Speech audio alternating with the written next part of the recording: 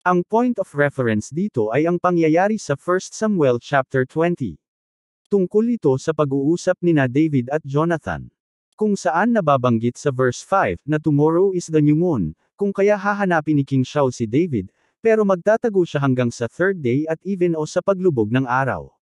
Ipinakita niya sa verse 42 na matapos na mag-usap nina David at Jonathan makalipas ang New Moon Festival ay umalis na agad si David upang tumakas. Pagkatapos nito ay umpisa na ng mga points o issues niya tungkol sa Sabbath. Ipinakita niya ang sumunod na pangyayari sa kasunod na chapter. Ayon nga sa 1 Samuel chapter 21 verse 1, ay nagpunta si David sa Nob, sa priest na si Ahimelech. Sa verse 3, ay humingi ng 5 tinapay si David. Walang common bread doon kaya hallowed bread o shewbread lang ang pwede niya ibigay, kung si David at ang mga kasama niya ay malinis o ceremonially clean, o kahit hindi man lang nakasiping muna sa babae sa nagdaang mga araw. Kaya binigyan si David ng shewbread para may makain. Walang sinabi sa talata na nagpalit ng shewbread sa mismong araw na yun na dumating si David. Siya lang naman ang nagsabi. At siya din lang ang nagsabi na third day of the month daw ito nangyari.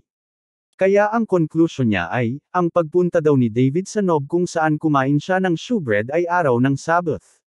Ang Messiah daw ang nagpatutuo nito. Kaya ang Sabbath noon sa pangyayari kay David sa Nob ay natapat sa third day of the month. Malinaw daw na mali ang Sabbath na nakabatay sa New Moon days na naka-fixed sa 8th, 15th, 22nd, at 29th days of the month. Sa paniwala niya ay katapusan ng buwan ang pag-uusap nina David at Jonathan. Kinabukasan ang New Moon na ayon sa paniniwala niya ay first day of the month.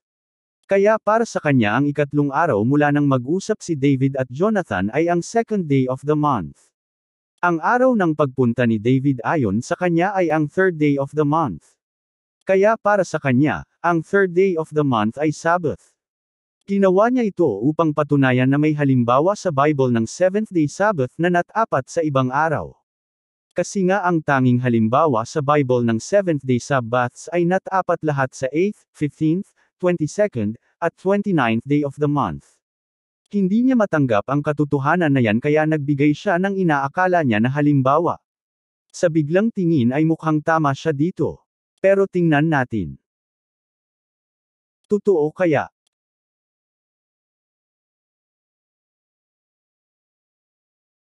Ang una niyang pagkakamali ay masyado siyang umasa sa KJV Bible English Translation. Hindi ko alam kung follower ba siya ng King James Only Believers. Pero hindi na mahalaga yun dito. Narito ang ilang halimbawa ng mga mali na translations ng KJV. May nababanggit na second day of the month sa 1 Samuel chapter 20, verses 27 and 34. Kung KJV translation lang ang babasahin ay mukhang second day of the month nga ang tinutukoy. Ito ang dahilan para sa kanyang error number 2. Ang error number 2 niya ay ang akala niya na ang New Moon Festivals ay first day at second day of the month. Ang first day of the month ay tama at walang problema. Pero ang second day of the month ay malabo. Naipaliwanag na po natin yan sa naunang video. Watch this. Ang first day ng New Moon Festival ay ang 30th day of the month, at ang second day of the New Moon Festival ay ang first day of the month. Walang ibang paraan po maliban dito dahil kung hindi ay hindi masusunod ang 6 days of work o ang 8th day of the month Sabbath na pinapatunayan sa kasulatan. Bakit isinalin ito na second day of the month ng KJV? Watch this. Tingnan po natin kung ano ang Hebrew reference number ng salita na isinalin na month ng KJV. Ito ay ang Hebrew word reference number 2320. Ang Hebrew word reference number 2320 ay ang Hebrew word na Hodesh. Ito ang Hebrew word para sa month, moon, at new moon. Pero ang literal meaning talaga nito ay renewal.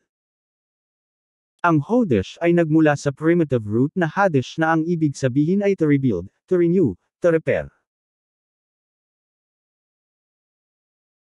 Tingnan po natin ito sa Hebrew Scriptures.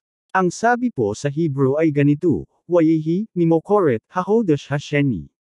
Ang literal English translation ay, "And it came to pass, on the morrow of the renewal the second."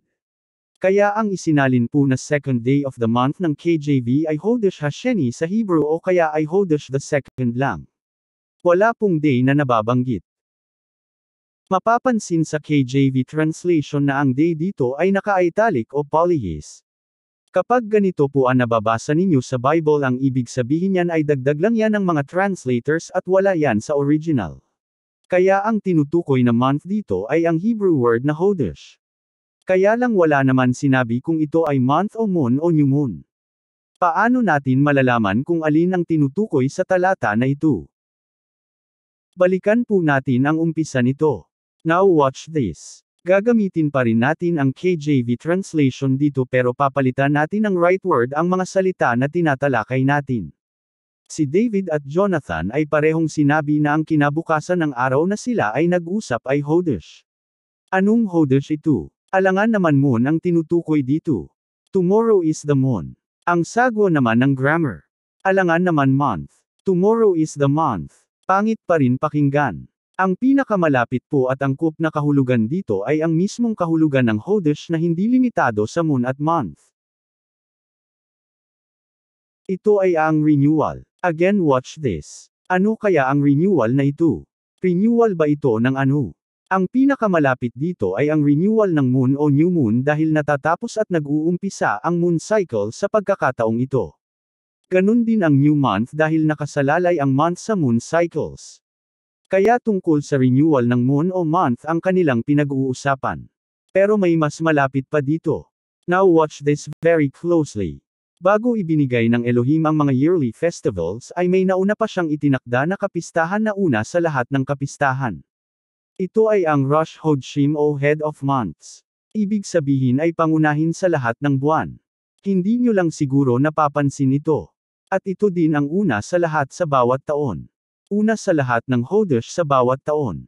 Kaya ito din ang New Year's Day Festival na naaayon sa Biblia. Ang tunay na, Rosh Hashanah, o Head of the Year. Pero bukod dyan ay pangunahin din ito sa isang buwanang pagdiriwang o kapistahan. Ito ang Rosh Hodesh. Ang Rosh Hodesh ay isang pagdiriwang na itinakda ng Elohim sa Numbers na may pagpapatunog ng shofar at paghahandog ng burnt offerings kagaya ng Shabbat.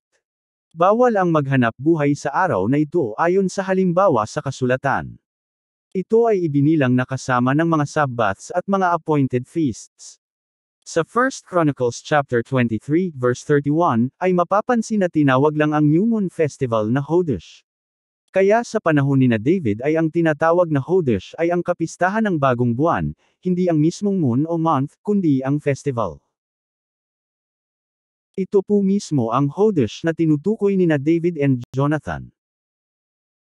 Naipakita na po natin sa naunang video na ayon sa mga halimbawa na ipinakita ni David ay 2 araw na ipinagdiriwang ang Hodesh of Festival of the New Moon. Ang Rosh Hodesh o Yom Hodesh ay 1 araw lang talaga. Ito ang unang araw ng bawat buwan. Ang posibleng dahilan kung bakit 2 araw ang pagdiriwang sa panahon ni David ay dahil hindi ang renewal ng moon ang nag-uumpisa ng araw at buwan kundi ang sun. Kaya kailangan na maghintay muna ng sunrise bago mag-umpisa ang first day of the month. Upang maunawaan ninyo ito ay ipaliwanag po natin ito gamit ang modern astronomical terms. Nagkakaroon ng 30th day kapag ang last way ng crescent moon ay nakikita pa bago sumikat ang araw sa 29th day of the month.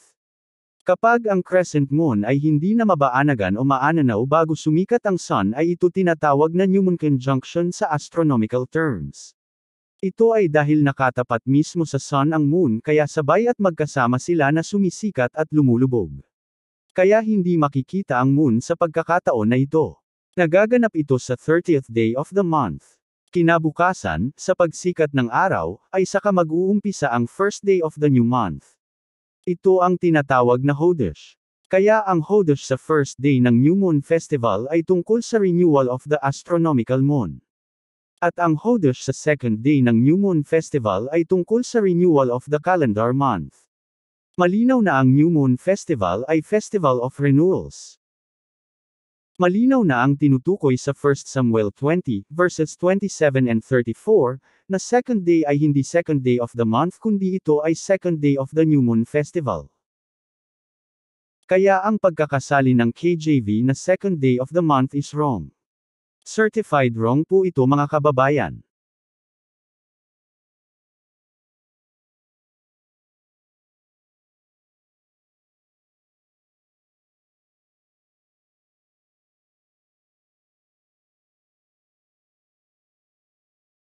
Paki-subscribe upang maging updated kayo lalo na sa mga darating pa na mga videos at announcements.